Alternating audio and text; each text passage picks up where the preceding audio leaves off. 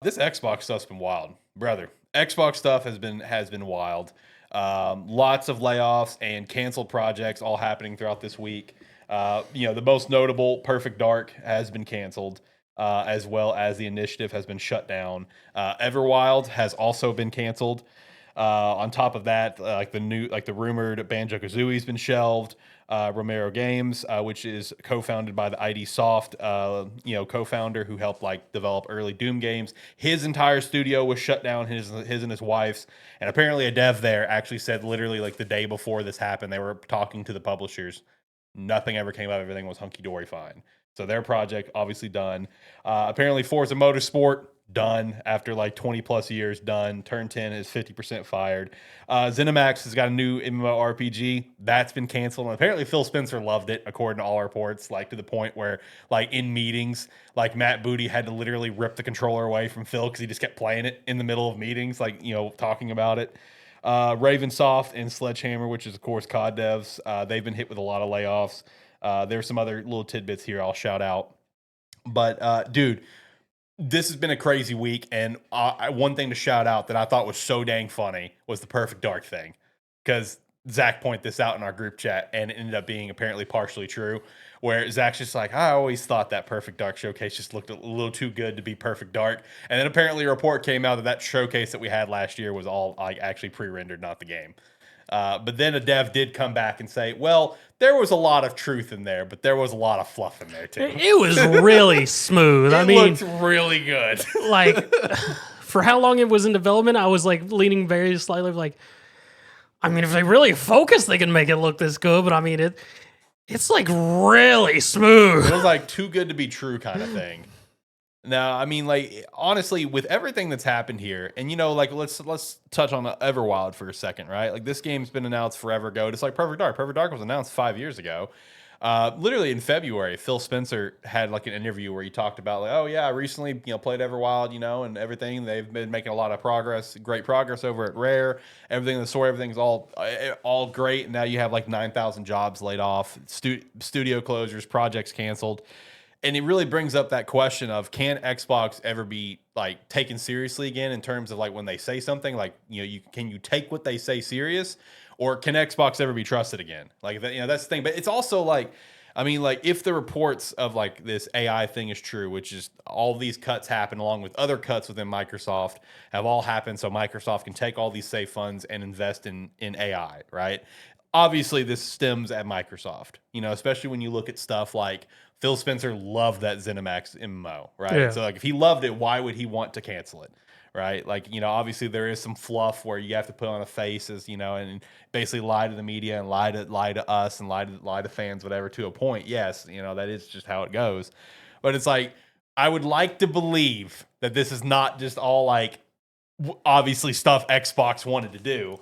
This comes from Microsoft, but it really brings the question: can Xbox ever be trusted again? Like in terms of what they say, because like I mean, even with all this, Xbox said all the games that were shown at the summer showcase is safe. Is it though? I don't know. Like, and then there's other projects that we haven't heard from, like Contraband, which Contraband has got one quick little thing, and that was it. The thing is, like, can Xbox be trusted? I mean, obviously not. Right. Because if we just take it at face value that Xbox isn't the one making the decision and just like Microsoft is the one kind of behind the scenes deciding what's going, then no, you can't trust Xbox because clearly they're not telling them until after they've made the decision. Mm-hmm. So it's like it doesn't matter what Phil says. It doesn't matter what any of these studios or anybody says.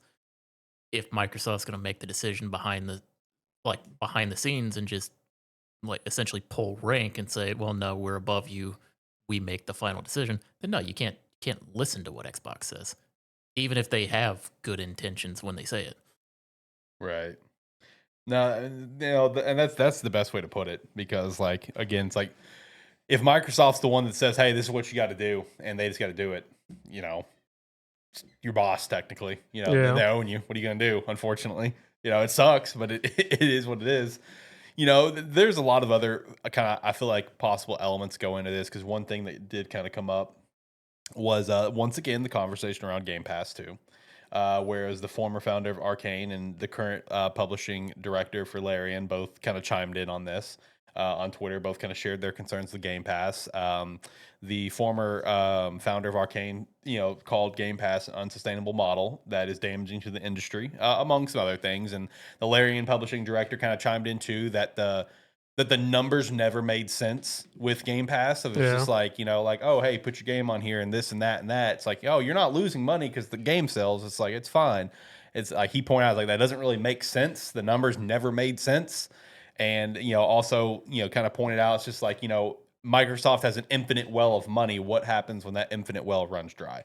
Right? That starts to run dry. Like, they're going to look, at something like Game Pass, which I think we can all agree Game Pass is like, the greatest deal in gaming. And Yeah. it's like, it's to a point where it's kind of like the Perfect Dark thing. It almost feels too good to be true that you have all these brand new games coming day one to Game Pass. It's like, you got to think you're losing money there. Well, Like, I think the idea with Game Pass is kind of like you take the Game Pass deal to guarantee some money. right.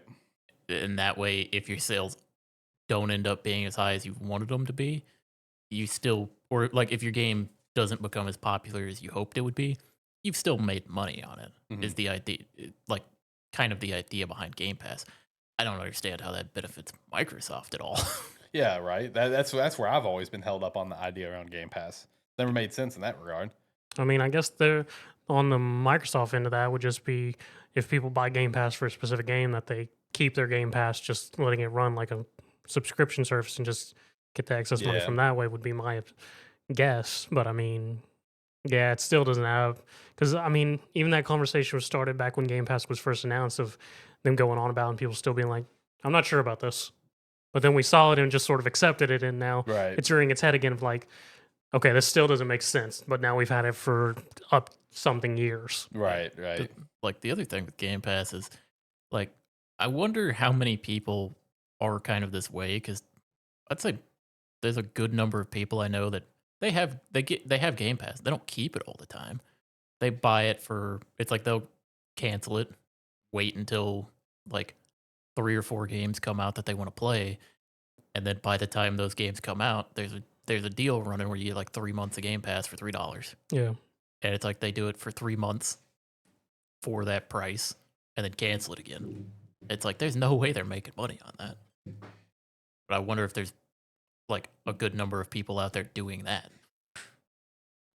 Because it's like I don't keep my Game Pass running year round. Yeah. I just get it every now and then when there's some games out that I want to play. Yeah. You get it when you need it, kind of thing. Yeah. It's like I have it right now, but that's because a bunch of games on there that I want to play. Yeah. It's like I probably would have. I was planning on canceling it this past month. I actually went in like a week or two ago to cancel it, and then We talked about altars.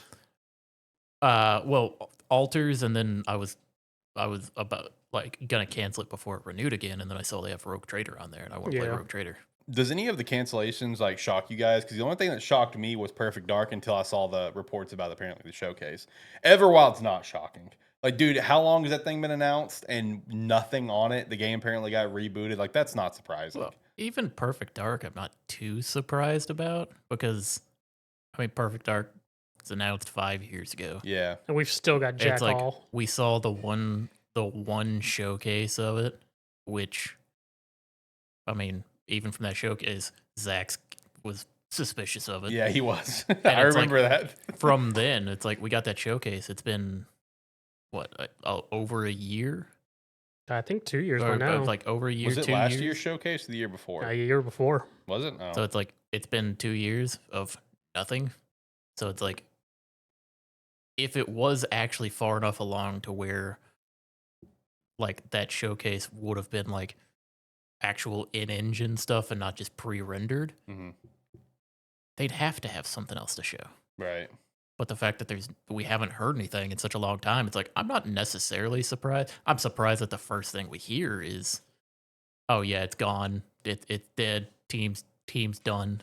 Everything like that, all in Yeah. one go." Yeah, You would studio's you would done. assume it would happen over a series of announcements. Right.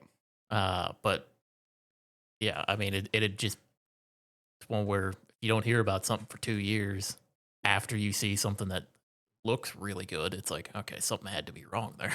Right.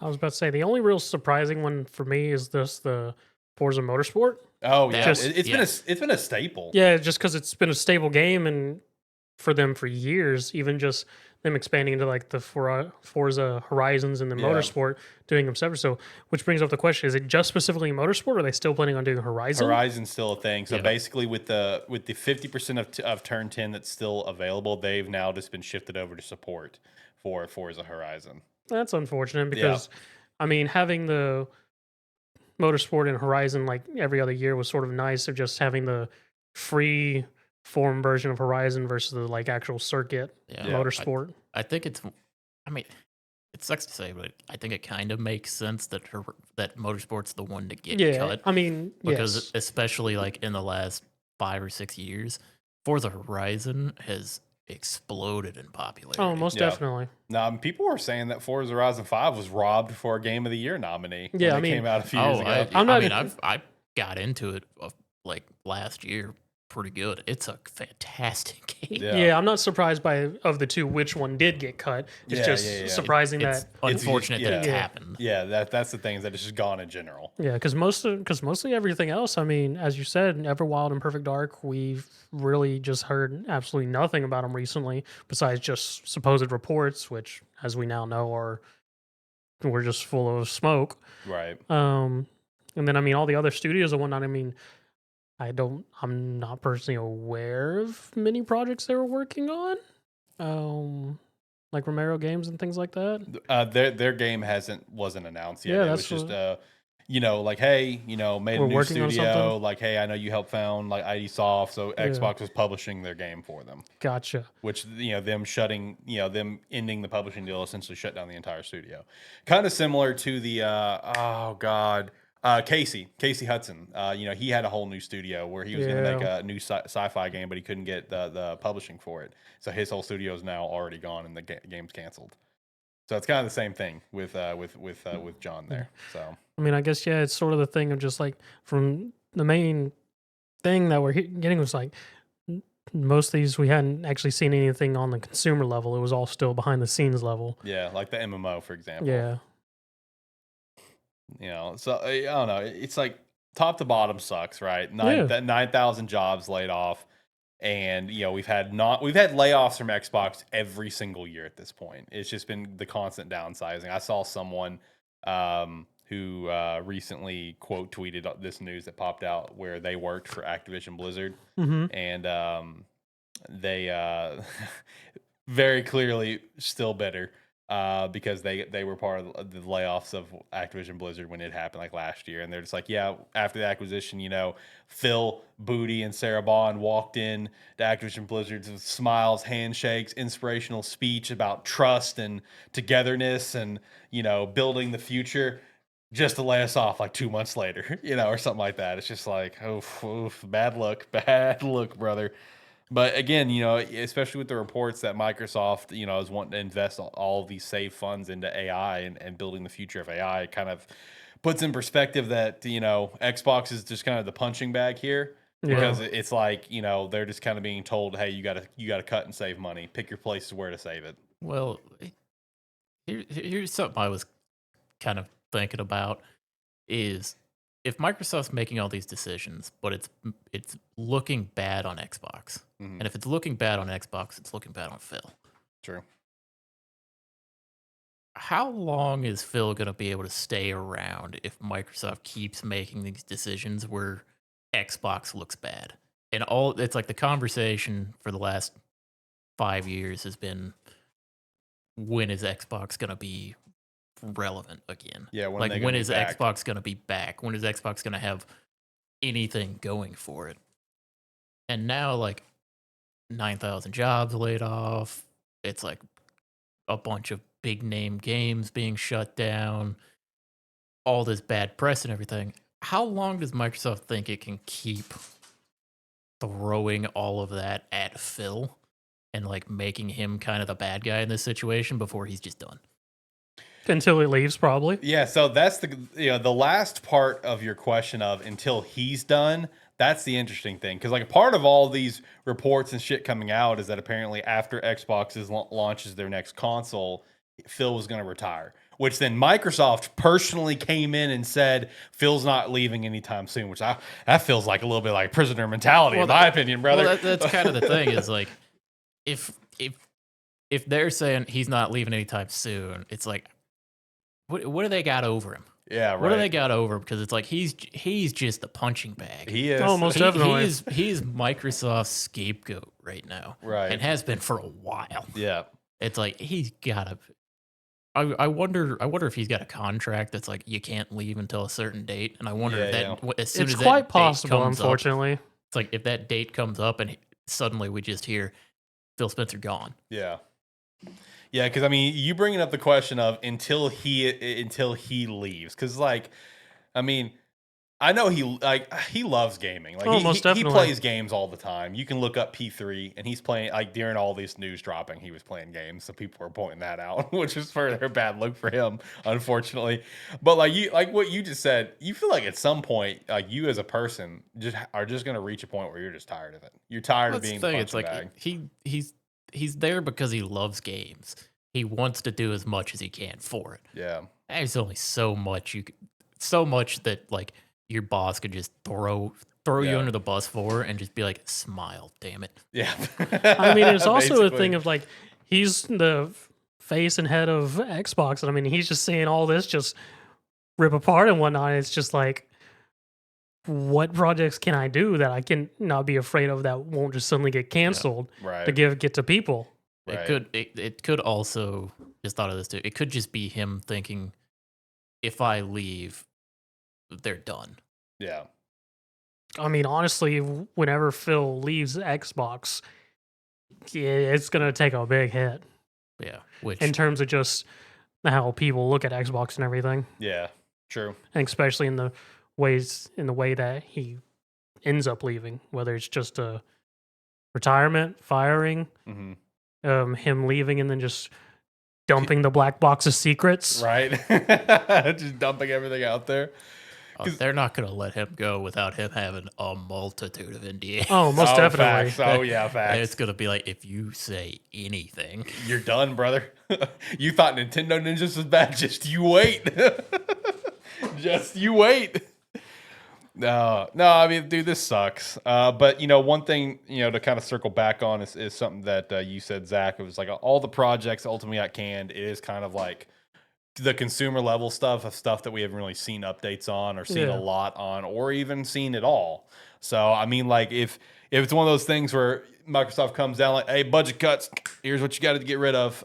Pick your poison, pick what you want to get rid of. And I guess the stuff they picked, I guess to an extent makes an unfortunate amount of sense. well, the other thing is, like, so say like Forza Motorsports.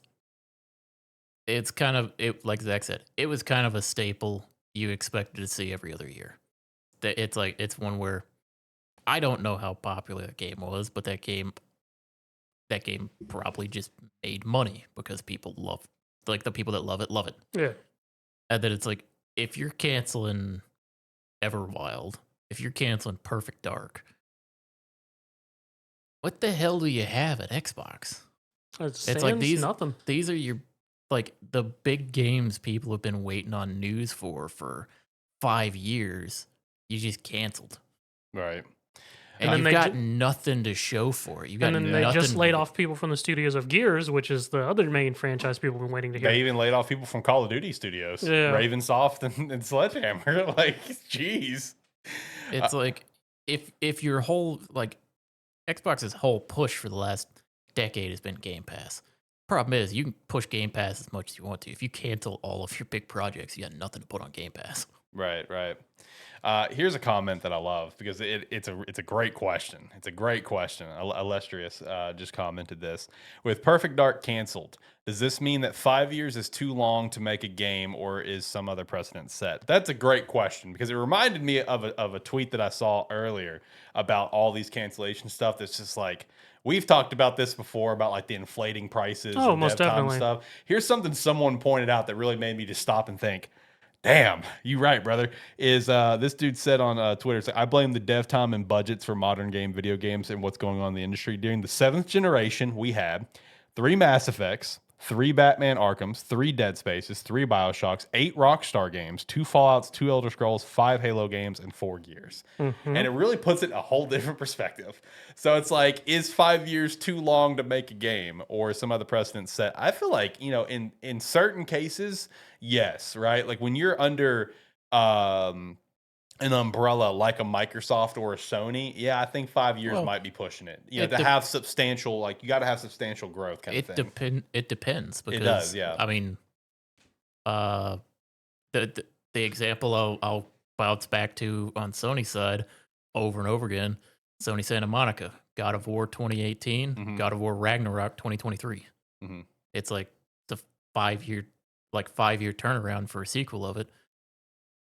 But it's something people were really excited for. It's something is going to be successful. Perfect Dark should have been that. Right. But from what we talked about it a multitude of times. Perfect Dark being in development hell, Yep. and like Having so many setbacks. being set back, being rebooted, starting over, development teams changing, like heads of the project changing and stuff like that. It's I don't know if I don't know how bad the management has to be for there to not be a vision to the point where you're constantly starting the game over and like cycling through people that often, Mhm. to where you have to essentially restart the game Yeah. 3 times. But yeah, it's like there's something wrong in the management level and the way the processes work at a lot of Microsoft studios, because that's all we've heard for 7 years Mm-hmm. is games constantly being like having to be rebooted halfway through, spending 3 years on the game and starting over. It's like, well, yeah, if you're doing that, of course you're gonna. It's like you might as well cancel the game at that point, pretty Yeah. much. Which also brings up the question, at what point do they cancel the game? Because it feels like for some of these, I feel like we went past the point. Oh, You know most what I mean? definitely. So it's like, at what point do we cancel the game? Because we could reference back to a little weekly wrap up point we had like a week or two ago with Dragon Age of Elgard. Yeah. At what point do you cancel the game? Like, because I feel like with the amount of cancellations and wasted time that we have in today's gaming industry, I feel like studios need to try to have that realization on when to go ahead and pull the plug early Mhm. versus waiting too long on it. I mean, I feel like I feel like a standard should be like, if you feel like your development team has to completely redo the game from the groundwork up, and you're already like 3 years in, you may want to consider canceling. I at that- agree. I agree 100%. Because well, you bring up like Dragon Age, because that is a great example because of the fact that that game was being worked on for like 2 years. Then it got turned into a live service game. Yep. And And not a then- live service game. And then it got retooled to not be a live service game, which, even though it's not a live service game, if you play through that game, you could tell how it was supposed to be a live service game, Right? like from the way items and everything work, as well as some of the map layouts where it's like, there's probably going to be a public event here. Right. To the point where you even said, John, the part that we come to understand was possibly just completely redone by the Mass Effect team. You said there's towards yeah, the end of the it- game, there's it- a hard change of like, oh yeah, Yeah. what happened? Yeah. The entire ending sequence of the game was done by the Mass Effect team, and the entire ending sequence of the game is the best story part of the game. But yeah, just back to your question of like how it's one where I think it comes back to knowing what game you're gonna make. True. Yeah. Is you can't just say we're gonna make a Perfect Dark game. You got to know what that looks like. You got to have something that you're working towards. And yeah, if you, like Zach said, if you're working on it for 2.5, 3 years, and then look at it and go, oh, this isn't going to work, and you have to scrap everything and start over, cancel it then. Don't work on it for another year and then put like a big 3-minute trailer out showing what the game is supposed to be and then come back and go, oh shit, they liked it. Now we got to figure something out. Yeah. Another thing that can also help alleviate a lot of issues that bring to light from a media standpoint, for content creators, media in general, whatever, is something that we bitch about all the time. Stop announcing games so Stop early. announcing games so early. Like, we I- bitch about this all the time. Just stop. It's like it's the other thing. Okay, I knew you were going there. Yeah, but thank you. We've talked about it before, and to an extent, I can understand it. Like Yeah. some teams where it's like you want to put some quick trailer together, even if it's just like a 10-second thing showing the name of the game Mhm. to get people hyped up to like get more money for your development for it. I mean, and what some teams do, they do it to get people to apply Yeah. for it as well. Yeah, it's hey, essentially we need people to work on this. it's a showcase to go, hey, who wants to come be on this team? Mhm. But it's also like I feel like half the games that happens to these days don't come out, No. Yeah. and it's like, don't just stop doing it. It's like, think of 15 years ago. These fantastic games were made, and it's like people that wanted to be in the industry. They found their way into working on them. You don't have to announce it. You don't. But that's the other thing is like all of these studios have 500-800 people working on the game. It's like you don't need that many people. Right. Look at Expedition 33, True. which caveat Extreme example. that is an extreme example. It's an extreme example for partially because a lot of the people on that team are former people from other studios Yes. Yeah. that knew how to make games already. But here's where I was going to go with it. I mean, it is an extreme in which you should not keep that as like the bar for expectation. Mhm. It is also a thing of like they had a progress point of where they were wanting to take the game because they've said in multiple interviews that we had a base of like we wanted this to happen and we just built around that. Yep. Which I think another stopgap point for in a game development should be like, do we have a clear direction? Mhm. Like, could all the pieces of the team that was working on Perfect Dark come together and being able to tell the same production timeline? Yeah. And it's also in terms of like having a direction. I feel like that rings true for Everwild. Because like keep in mind, boys, like there was like the reports like what 2 years ago that one thing that caused Everwild to apparently get rebooted is because like the original version of Everwild had like no combat and apparently it felt really Yep. weird for what the game was going for. So they had to reboot everything so they could implement some form of combat to the game. Like so, it's like, do you have a direction? That's a good thing to point out. So.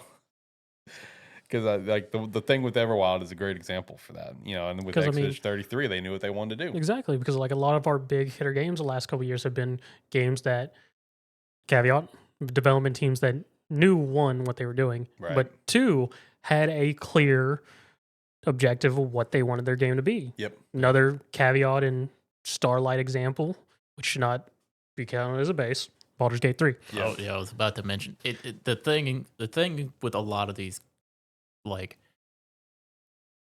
big successful games that come out, these like Game of the Year nominees and that, they're made. It's like even if they're made by larger teams, they're made by teams that are all in on the same Mission. vision. Yeah. It's like they may be larger teams, but they're like studios dedicated to making their type of game. Mhm. Yes. Because it's like, Hazelight. I was gonna say you have Hazelight, you have Sony Santa Monica, you have The guy who made Balatro. yeah, Yeah. you have that. You have Sandfall. It's like Mhm. you have Larian. It's like these teams that it's like they are created because they are gonna make a certain type of game, and that is the type of if you come to them, it's like if a game is gonna come from that studio, you already know what the game is gonna be like. Yep. You know the style of game they make. They're just the masters of that type of game. Yeah. And I mean, to throw in one that's more on the grounds of more consistently AA and AAA, Sucker Punch. Mhm. Sucker Punch has consistently released solid games. Mhm. And as far as I'm aware, we haven't ever heard much about development issues and things like that from any of their games they've No, been not working really. on in the last several years. Everything's been going well for the Ghost stuff. Yeah. So And then like just other weird ball games that have come out to people who don't even really go for those types of games getting invested into it. Weirdly enough, the Date Everything game that came Oh out, yeah. that was a game developed by a crew that solely just wanted a giant dating sim. Yeah. And they did it. That's what they did. They got tons of voice actors, all well known and not as well known. Yep. And it's just been a phenomenal success for people who want to experience that. Yep. Even a lot of people who didn't realize they wanted to experience that. Right. Yeah, I do agree. I think it is a problem of a lot of these studios will just they're usually broken into different teams, but when they get handed a project and be like, "Hey, you're gonna work on this," they're not picking what they want to work Yeah, on. I was going to get to that too. They're being told, "You're gonna make this. Find your people to make it," and it's like they have their groups and they just kind of got to pull from it. So it's Yeah. like you may have people who've never worked on that type of game, people who are used to making something different, and it's like, okay, well, we got people from 6 different teams here. We'll just figure it out as we go.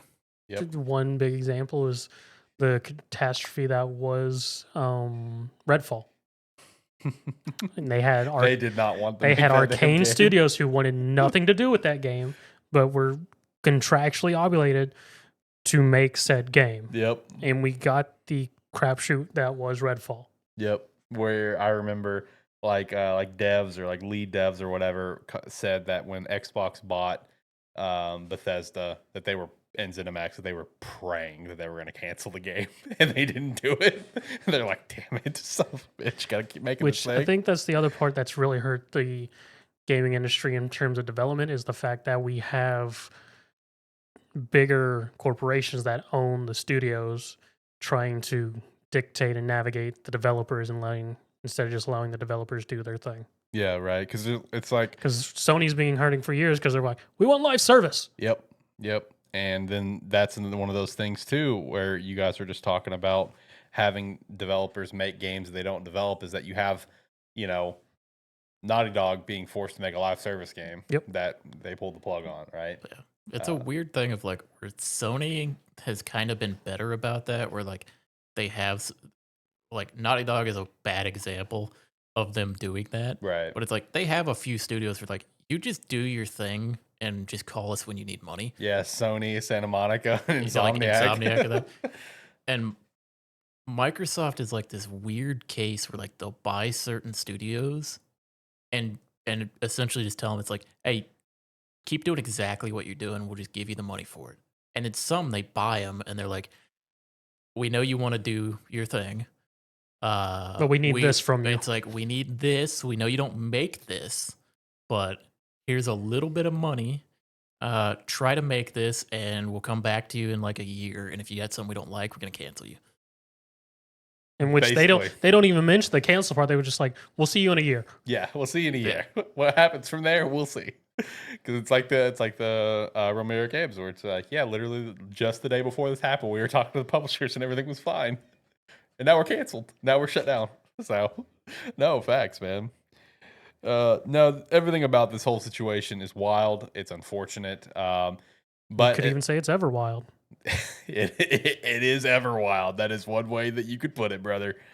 But again, with the cancellations that took place, like Zach pointed out earlier, like from a consumer level, I guess it does unfortunately make a sad part of sense. Right? Like it's sad. We hate to see it.